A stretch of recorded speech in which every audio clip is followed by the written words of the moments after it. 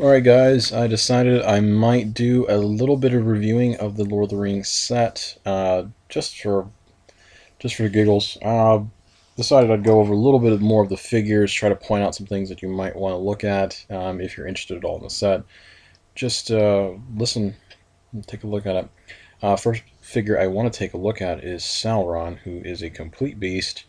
He's pretty cool. He's the most expensive figure in the entire game. Now that's Marvel, DC, and all the indie figures. He is the most expensive. And rightly so. He's pretty beastly, but I will say for his point costs, you can get a much stronger figure that can do a lot more for you. But I'll go over his dial a little bit, and I'll make a quick note or two about some of the new Lord of the Rings rules.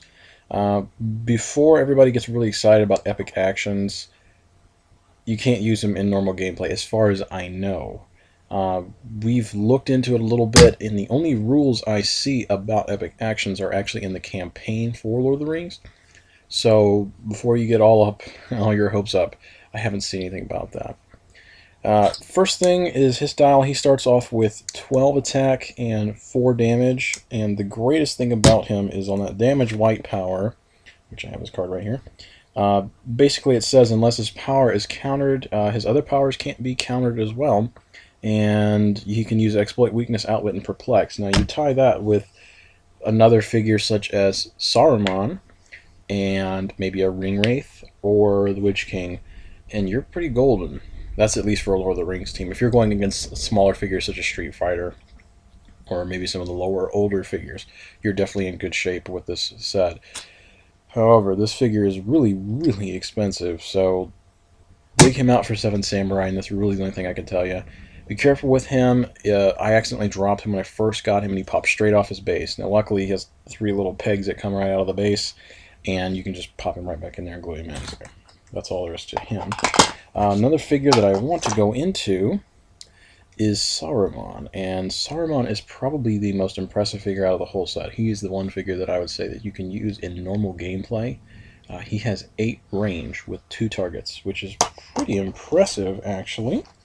And they don't have a ton on defense, and that's where Sauron actually is very good. He has impervious for almost half his dial, which is insane.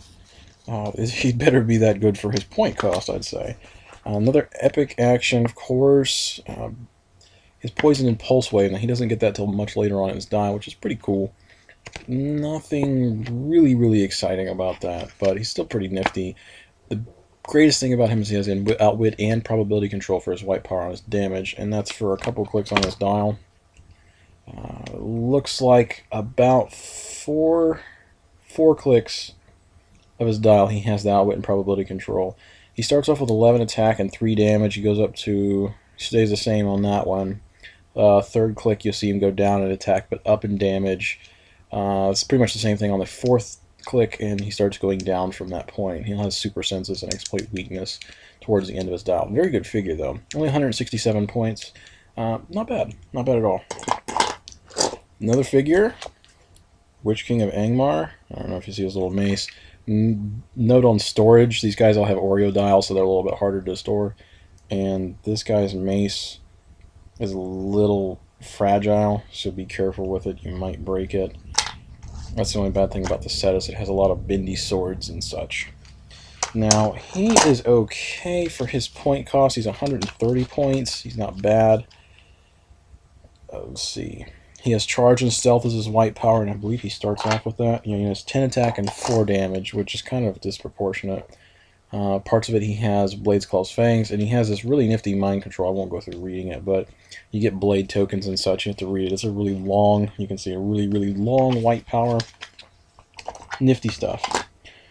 Another figure that I like, not that great, is the Ola guy, the Mordor Troll. Mordor Troll, when it comes down to his attack and such, he's very underwhelming. His 11 attack at his highest and only 3 damage. His defense is extremely low, and he has 8 clicks. He's a fairly deep dial. The coolest thing about him is his movement white power, where he can move. He breaks away automatically. He can move into a square that has an opposing character, and you can roll a d6, I believe, and if they're on a 5 or 6, you get to deal that character damage. which is pretty cool. It's a trample effect. Ring Wraiths, there's a couple of them. There's Ring Wraiths, and then you've got all the other names for them. Black Riders, Nazgul, one of the 9, and there's numerous names for them, which is kind of confusing. They're okay. I'm not going to go into specifically on their dial because their dials are kind of underwhelming as well. They have, I believe one of them has poison. Maybe it was a Witch King, I can't remember exactly. But they were pretty cool figures on the whole. Orcs are okay. Captain Lurtz, for example. He's kind of nifty. I'll go a little bit into the Fellowship figures. Aragorn is a pretty good figure. His counterpart Strider, which is the same exact sculpt but a different dial, is pretty nifty as well. This guy I think is a little bit more useful because of the shape change of the blades, claws, fangs. Defense-wise, he does not hold up, and his dial is not very deep. He has seven clicks, and he's dead. So don't rely on him to be a heavy hitter for sure. He's only 75 points. It's not too expensive, but exactly, he's not something you want to rely on. I haven't looked at Boromir yet. I'm still working with that. One of the most impressive figures is Legolas. 10 range. This guy's better than Hawkeye on range. 10 range with 3 targets. However, he doesn't start with Ranged Combat Expert, which is stupid. Very stupid. He gets it somewhere down his dial when he's got a lot less attack. Let's see. Yeah, it's like 9 attack and 2 damage with Ranged Combat Expert, and that's his last 2 clicks that he gets that, and it's kind of silly. He has Penetrating Psychic Blast at a point, and he always has Super Senses, which some of this I'm not a fan of. He has Running Shot, which is kind of nifty. Other than that, I mean, the Hobbits are kind of cool. Nothing really noteworthy about them. They're about 30 points. Sam has, I think he's 30 points, and he has support, which is kind of cool. I like the Ring Bearer figure because the Ring Bearer figure, his trait is if he shares adjacency, I believe, with another Ring Bearer character, they can use willpower for the next turn or for the rest of his turn. That's continuous. It's kind of cool, but again, if you don't have Ring Bearer, then it kind of throws a monkey wrench in the whole thing. The Orcs are unremarkable. I won't really go into them. Gimli's okay. I haven't used him yet, and I'm still on the hunt for a Gandalf and a Gollum. I know Gollum has a support, but I haven't seen the other figures so far. I've seen some of the Pogs, which I have the Pogs. These Pogs are really cool, I think. They're a little expensive on the Pog end of things, but you can stack them, basically.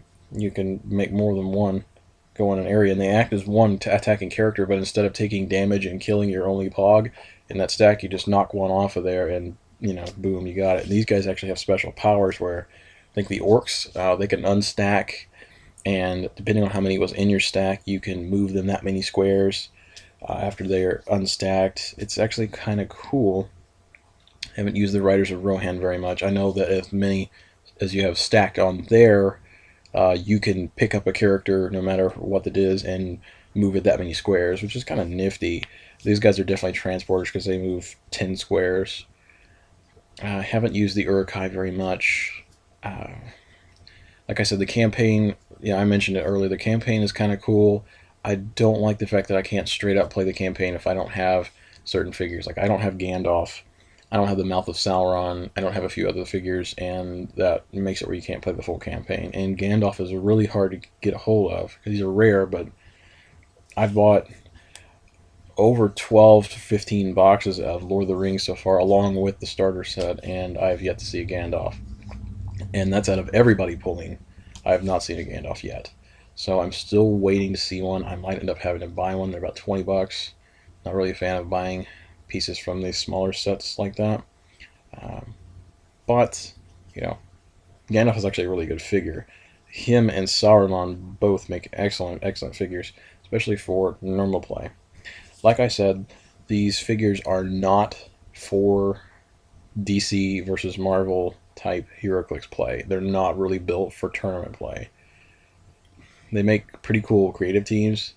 I heard of a guy taking a Christmas team. We're having a Christmas theme this weekend for our tournament, and he was going to use one of the Nazgul as the Ghost of Christmas Past, which is really cool. Or Ghost of Christmas Future, I'm sorry. Ghost of Christmas Future. And it was a really good idea, really creative. I wish I had that kind of creativity. But outside of that, they don't really work that well in Marvel versus DC. I've put them against Street Fighter and they worked okay. Um, Partly because I had Sauron out there wailing on Fei Long. Not really much of a fair fight. Now, if you put Aragorn and maybe a Nazgul or something like that, they won't stand a chance because the Street Fighter figures are much stronger. Other than that, they're pretty cool.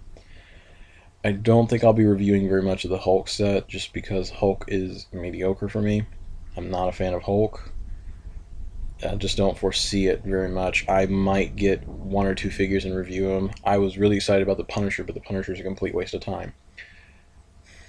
Outside of that, I don't foresee myself doing any more reviewing, and maybe except older figures. I might do some older figures. Like I recently got a GSX Phoenix, which is an extremely good figure, a little overcosted. That's okay. I have the Brick exclusive Batman and Catwoman, which I know nothing about. I know it's the most expensive Brick figure out there. It's a $40 figure, and it's okay. And I have another figure that I know nothing about. I have an Ultron. Or it's Metron, I'm sorry. Metron, not Ultron. I need to know more about Metron, so if you guys know anything about him, know any good ways to use him, I'd like to know, because this is one of those guys that won Worlds, and I want to see why. He looks kind of complicated to use, but if you have any ideas for me, please let me know. I'm very, very interested in him. And if I come up with any other figures, I'll post it on there. And I might also do a review on the Harley Quinn and Poison Ivy figure.